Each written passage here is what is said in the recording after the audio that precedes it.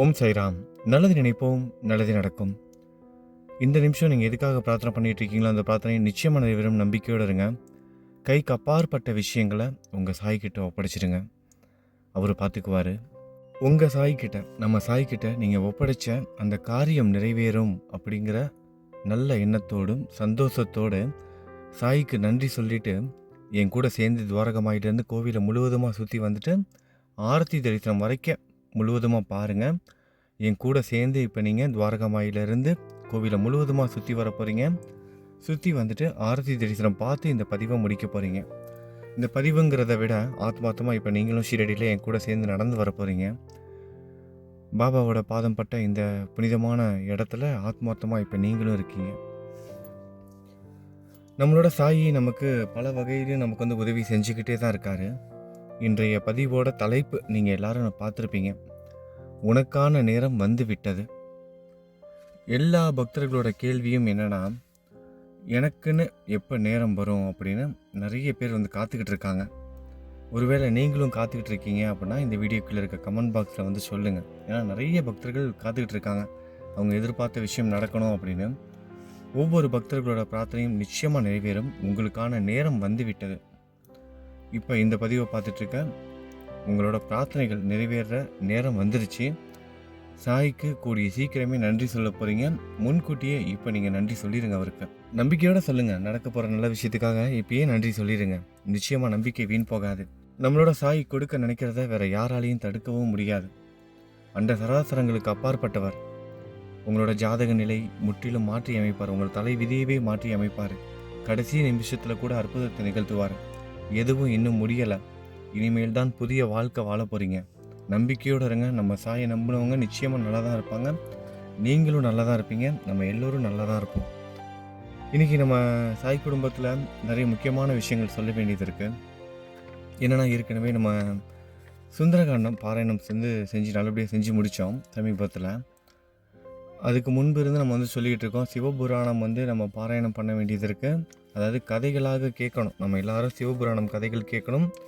அது மட்டும் இல்லாமல் நம்ம சாயி இங்கே ஷீரடியில் துவாரகமாயில் ஆயிரக்கணக்கான பக்தர்கள்கிட்ட சொன்னது ஒரே ஒரு விஷயந்தான், பாகவதம் படிங்க, பாகவதம் படிங்க அப்படின்னு வந்து சொன்னார்.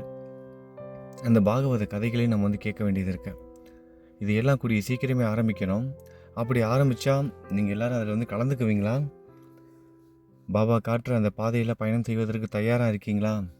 அப்படி தயாராக இருக்கீங்க அப்படின்னா அதையும் பதிலில் வந்து சொல்லுங்கள். இந்த வீடியோ கீழே இருக்க கமெண்ட் பாக்ஸில் வந்து சொல்லுங்கள். நான் கேட்டு தெரிஞ்சுக்கிறேன், படித்து தெரிஞ்சுக்கிறேன். ஏன்னா பாகவதம்ங்கிறது ரொம்ப முக்கியமான ஒரு விஷயம். வியாசர், வேத வியாசர்னு சொல்லுவாங்க அவரை. வேதத்தையே தொகுத்து வழங்கினவர், மகாபாரதத்தை எழுதினவர். அப்படி இவ்வளோ விஷயங்கள் செய்தும் கூட அவரோட மனசு வந்து நிம்மதி அடையலை. ஒரு சஞ்சலத்தோடையே இருக்கார்.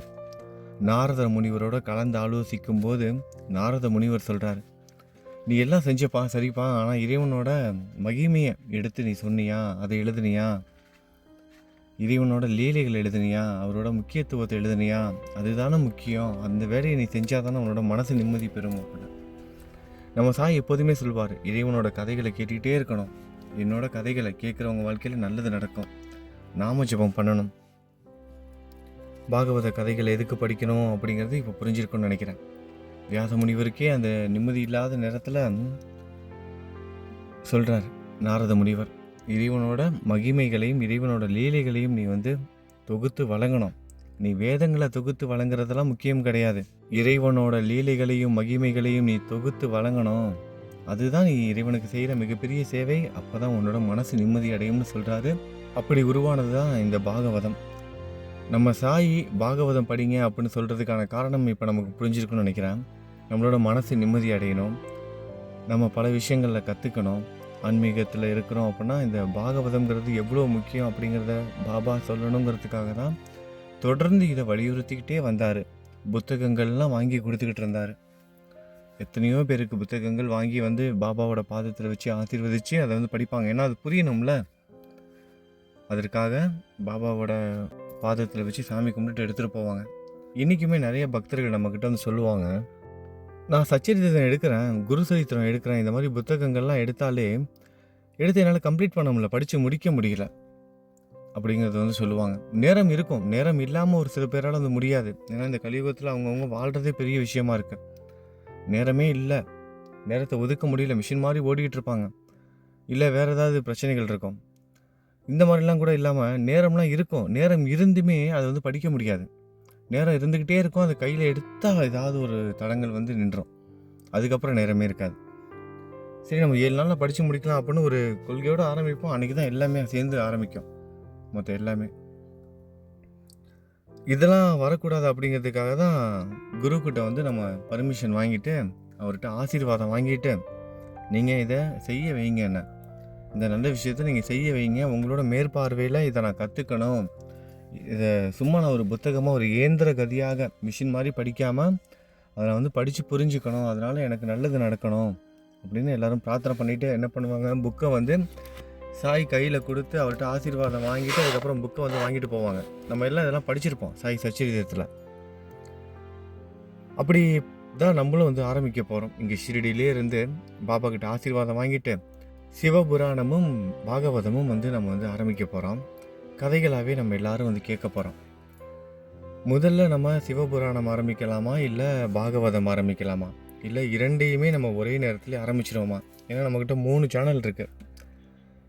நான் இந்த வேலையை செய்கிறதுக்கு தயாராக இருக்கேன். நீங்கள் இதில் கலந்துக்கிறதுக்கு தயாராக இருக்கீங்களா? அதுதான் வேணும் இப்போ எனக்கு. அந்த பதில் மட்டும் நீங்கள் சொல்லிட்டீங்கன்னா உடனடியாக நம்ம ஆரம்பிச்சிடலாம். நம்ம சாய் குடும்பத்தில் எல்லாருக்கும் இது போய் சேரணும், அதுதான் இங்கே முக்கியம். சமீபத்தில் சச்சரித்திரம் 7 நாள் பாராயணம் நம்ம ஆரம்பித்தோம். ஆயிரக்கணக்கான பக்தர்கள் அதில் வந்து கலந்துக்கிட்டாங்க, ஆத்மார்த்தமாக வந்து கலந்துக்கிட்டாங்க. ஒவ்வொருத்தரும் அந்த 7 நாள் விரதம் இருந்து அவங்க அந்த சச்சரித்திரம் பாராயணத்தை முழுவதுமாக கேட்டாங்க. படிக்க முடியாதவங்க அந்த பதிவை முழுவதுமாக கேட்டாங்க. கரெக்டாக 2 மணி நேரம் ஒவ்வொரு நாள் பதிவும் ஒரு வைராக்கியத்தோடு எல்லாரும் கேட்டு முடித்தாங்க. கேட்டு முடித்ததோட மட்டும் இல்லாமல் 7 நாள் அந்த கம்ப்ளீட்டாக நைவேத்தியம் வைத்து அந்த சாமியெல்லாம் கும்பிட்டு முடிஞ்சவங்க, ஒரு சில நண்பர்களால் வந்து முடியலை, ஆனாலும் வந்து பாராயணத்தில் வந்து கலந்துக்கிட்டாங்க. ஆத்மார்த்தமாக அவங்களோட பூஜையை சாய் ஏற்றுக்கிட்டு இருந்திருப்பார். முடிகிறவங்களாம் அவங்களால முடிஞ்சதை செஞ்சாங்க. நிறைய நல்ல விஷயங்கள் செஞ்சுருக்காங்க. வீடு பக்கத்தில் இருக்கிறவங்களுக்கு தங்களால் முடிஞ்ச உதவிகளை செஞ்சுருக்காங்க. அன்னதானம் கொடுத்துருக்காங்க. பக்கத்தில் இருக்க கோவிலில் போய்ட்டு தேங்காய் வாங்கி உடச்சிருக்காங்க, துணியில் போட்டிருக்காங்க. சாய்பாபா கோவில் இல்லைனாலும் விநாயகர் கோவிலில் போய்ட்டு தேங்காய் உடச்சிட்டு வந்திருக்காங்க. இப்படி ஒவ்வொருத்தவங்களும் அந்த இதை பூஜையை வந்து ரொம்ப கம்ப்ளீட்டாக வந்து பண்ணாங்க. சொல்லப்போனால் ரொம்ப நிறைவாக இருந்தது. ஏன்னா எல்லாரும் ஒரே நேரத்தில், ஆயிரக்கணக்கான பக்தர்கள் ஒரே நேரத்தில் கலந்துக்கிறது எவ்வளோ பெரிய விஷயம். அது எல்லாமே நடந்தது. இந்த பிரபஞ்சம் ஒவ்வொருத்தவங்களோட அந்த அலைவரிசையும் ஒவ்வொரு இடத்துலேருந்து கடத்தும்.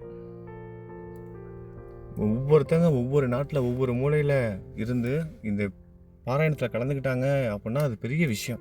அப்படி ஒரு அற்புதமான விஷயத்தை நம்மளோட சாய் ஏற்படுத்தி கொடுத்தாரு. அதே மாதிரி நம்மளோட சாயோட ஆசீர்வாதத்தால் சிவபுராணம் கதைகளை கேட்க போகிறோம், பாகவத கதைகளை வந்து கேட்க போகிறோம். இது எல்லாமே நல்லபடியாக ஆரம்பிக்க போகுது. நம்ம எல்லோரும் ஒன்றா இணைந்திருப்போம். சாயோட ஆசீர்வாதத்தால் எல்லாமே நல்லபடியாகவே நடக்கும். சரி, நம்ம இப்போ கோவிலை சுற்றி வந்து முடித்ததுக்கப்புறம் ஆரத்தி தரிசனம் வந்து பார்க்க போகிறோம். அதுக்கு முன்பு நம்ம சாய் குடும்பத்தில் பிறந்தநாள் கொண்டாடுறவங்களுக்கு பிறந்தநாள் வாழ்த்துக்கள் சொல்லிடலாம். நம்ம சாய் குடும்பத்தை சேர்ந்த யாழினி ஸ்ரீ ரவீந்திரன் பாப்பாவுக்கு 5வது பிறந்தநாள். பாப்பாவுக்கு நம்ம எல்லாரும் வந்து யாழினி ஸ்ரீ பாப்பாவுக்கு பிறந்தநாள் வாழ்த்துக்கள் சொல்லிக்கலாம். குழந்தையோட ஆரோக்கியத்திற்காகவும் எதிர்கால வாழ்க்கைக்காகவும் நம்ம எல்லாரும் பிரார்த்தனை செய்து கொள்ளலாம். அடுத்ததாக நம்ம சாய் குடும்பத்தை சேர்ந்த வதுனன் தம்பிக்கு 11வது பிறந்தநாள்.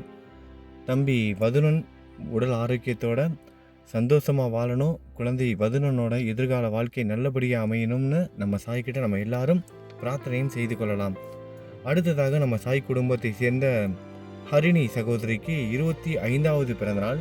சகோதரி ஹரிணிக்கு நம்ம எல்லாரும் வந்து பிறந்தநாள் வாழ்த்துக்கள் சொல்வதோடு மட்டுமல்லாமல் அவங்களோட எதிர்கால வாழ்க்கை நல்லபடியாக அமையணும், சந்தோஷமாக வாழணும், உடல் ஆரோக்கியத்தோடு அவங்க விருப்பப்பட்டது எல்லாம் அவங்களுக்கு கிடைக்கணும்னு ஹரிணி சகோதரிக்காக நம்ம எல்லாரும் பிரார்த்தனை செய்து கொள்ளலாம்.